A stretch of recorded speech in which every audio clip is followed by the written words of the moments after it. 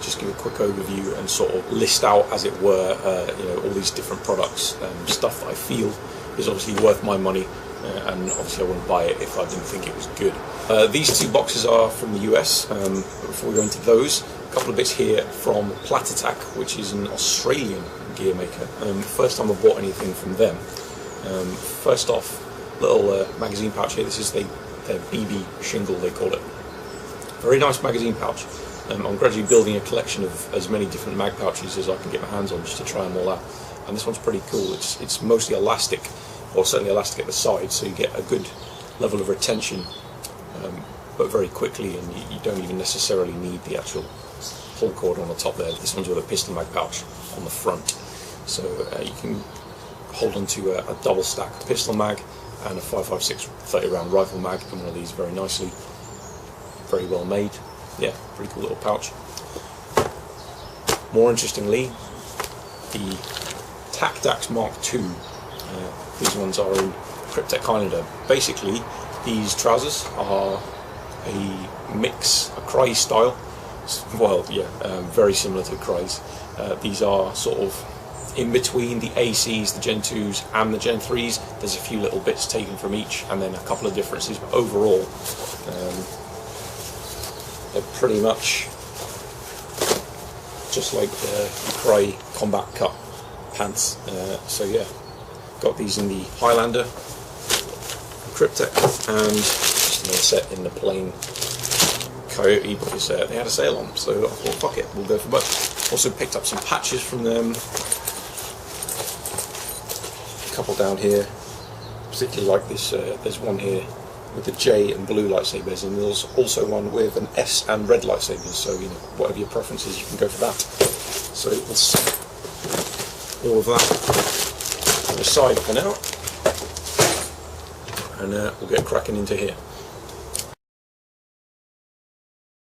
Right, so starting on my left, Blue Force Gear smoke grenade pouch, got their helium whisper backing. I particularly like smoke grenade pouches. I've bought a few recently. They fit very nicely on the sides, like the cummerbund of your plate carrier. Very handy multi-purpose pouch. People, I think, get this thing where they have to buy a pouch with the name associated to what they want to put in it. For whatever reason, the fact is you can store a whole myriad of things in a smoke grenade pouch that aren't a smoke grenade. Magazines, small medical kits, small radios, other types of grenades, tactical Snickers bars, etc, etc. So yeah, very handy to have, good compact size. This is an interesting magazine pouch. This is the ultimate magazine pouch from LMP. I'm not sure if they're still making these. These are, as far as I'm aware, this is the lightest pouch for a 30 round M4/L85 magazine in existence. Whether the design is the best in the world, I don't know, but it's all multicam light lock fabric, and it's fucking, you can barely tug your hold of it. I can tell already that basically it works. It's just a thin outer shell of the light lock, and then it's just got a small band of multicam elastic on the inside, so that's what retains your magazine. I get the feeling it's going to be similar to a Blue Force Gear 10-speed in that it's very quick and easy to take magazines out of, but actually getting them back in, probably going to be a no-no, and you're probably going to want to run this with a dump pouch. So I'm going to try this out, see how it goes.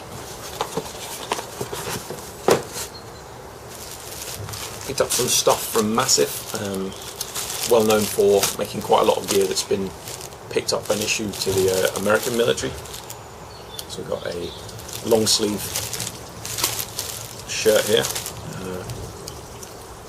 I'm not sure they've actually got everything right in the order because they had a clearance sale on, so we'll see.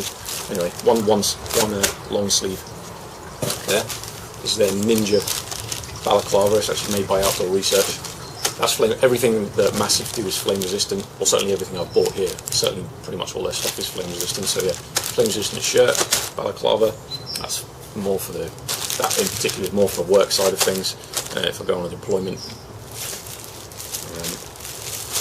Another t-shirt, short sleeve, foliage green, and this I'm quite happy with. This is their Elements jacket, soft shell sort of jacket in black. It's sort of in between a soft shell and a more of a normal civilian sort of cotton fleecy jacket, again fire resistant. I didn't have a black jacket, and I think there's probably a lot of you out there are the same as me. Once you start buying soft shell jackets, you pretty much can't stop. So yeah, there's another one for the collection. Moving over here on my right,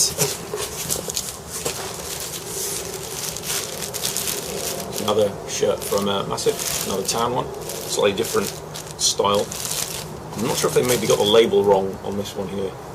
We'll see when I open it up. There should be a combat type shirt, and this one should be a standard one. I actually ordered a pair of gloves, so I seem to have got that wrong. Let's see what happens with that. SureFire G2X.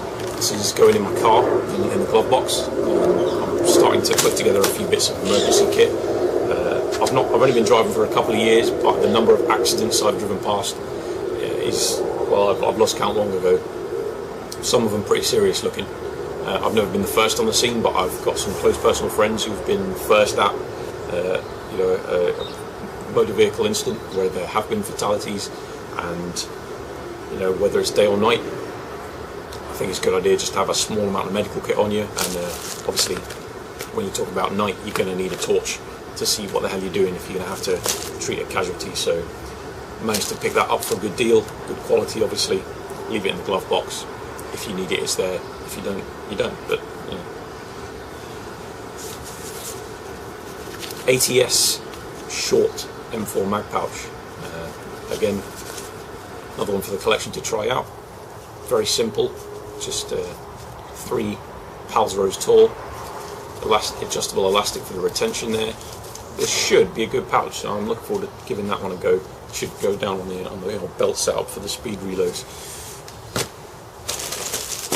A couple of 1 litre hydration carriers and pouches from Source.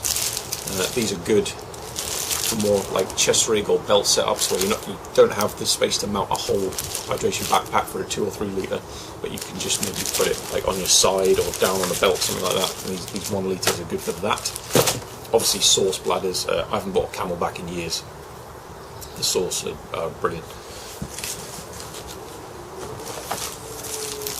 Haley Strategic / G-Code D3 magazine carrier. This one's in Cryptek Mandrake.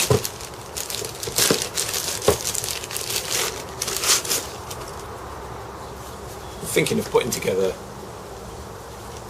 some gear in Cryptek Mandrake. It is one of my favourite camos at the moment.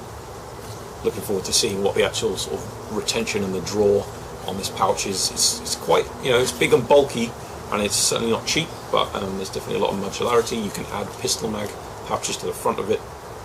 It should be very quick to use. Ordered it with the belt mount, so yeah, we will certainly see how this thing does. Looks another bit from G-Code. This is their belt-mounted RTI wheel. So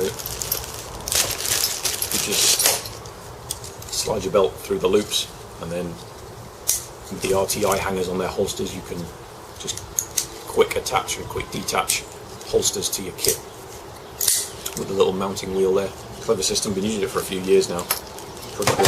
And also one of the actual RTI hangers themselves. This is for designed for Black Hawk Serpers, and it just enables you to quickly clip your holster into the RTI wheel. Another bit from Source. This is their Helix valve, so that's the actual bite valve that you drink through, compatible with all their different bladders. The Storm valve, which comes as standard, I'm not a fan of. I find it actually kind of difficult to drink through because you have to constantly sort of bite out and pull on the valve with your teeth while trying to actually drink the water, whereas with a Camelback you simply squeeze the actual rubber between your teeth and you're able to drink. And this should be more like the Camelback valve, so that is one area Camelback actually get right, and I'm not a fan of the standard Source valve. So we'll try out this Helix, see how it goes. 3 tacos. I'm sure I've mentioned the taco magazine pouch on the channel before. This I'm pretty proud of. This is the SureFire X300 Ultra in tan, limited edition. They only made, I don't know, about 500 or something, so I was pretty pleased to be able to get hold of one of these. Hoping they already, on account of the fact they already do the Scout line of lights in black and tan, I'm actually hoping, for everyone else's sake, that they start doing these pistol lights in the tan colour. It seems a bit ridiculous that they do some of the, the rifle lights, the handheld lights, in the different colours, but they've never done these in anything but black for some odd reason. Last but not least, that's another bit for the car kit. Space blanket, some would call it. This is quite a heavy duty one. Olive drab on one side, silver on the other. We refer to them as a super insulator. Basically, despite the fact it is quite thin, it goes down quite small, this will keep someone very warm. If you're treating a casualty of a shock, they will probably go very cold, or certainly feel very cold, and if you want to keep them warm to treat that, shock is going to be a very common thing that you're going to get in car accidents, vehicle collisions. So not only that, but of course you've got it in your car if you get stuck in a traffic jam overnight, something like that. I know last year in the UK we had some immense traffic jams when the snow came in. People just stuck in their car all night long, and so yeah, having something like that on hand, if all you're wearing is your standard jumper or whatever, then obviously you can't leave your car running. You're not going to have enough fuel to run your heaters all night long to keep you warm. So nice little